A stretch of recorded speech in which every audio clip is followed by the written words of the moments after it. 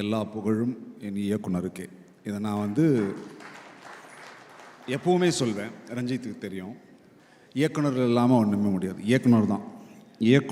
இயக்குனர் இல்லாமல், நான் ரொம்ப கர்வத்தோடு சொல்கிறேன், இயக்குனர் இல்லாமல் சினிமாவில் ஒரு நடிகனால் ஒரு அடி கூட எடுத்து வச்சுக்க முடியாது. தான் உண்மை.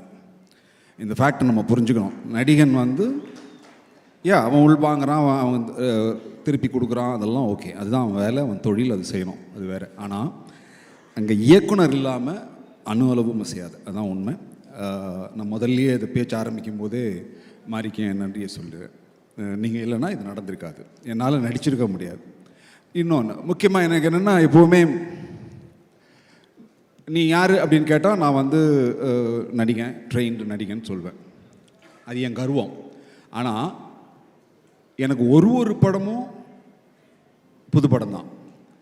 நம்ப மாட்டீங்க, நான் வந்து எந்த படத்துக்கு போனாலும் ஃபஸ்ட்டு 2 நாளுக்கு முன்னாடி, 4 அன்றைக்கி ஷூட்டிங் போகிறேன்னா இன்னிலேருந்து எனக்கு ஜுரம் வந்துடும், வயிறு சரியில்லாமல் போயிடும், நிறைய பிரச்சனை வரும். ஏன்னா எனக்கு 4 அன்றைக்கி ஷூட் இருக்குது, நான் என்ன பண்ண போகிறேன்னு தெரியாது. இந்த ஃபஸ்ட் ஃப்ரேம்லாம் நான் வந்து ரொம்ப பிளாங்காக தான் இருப்பேன்.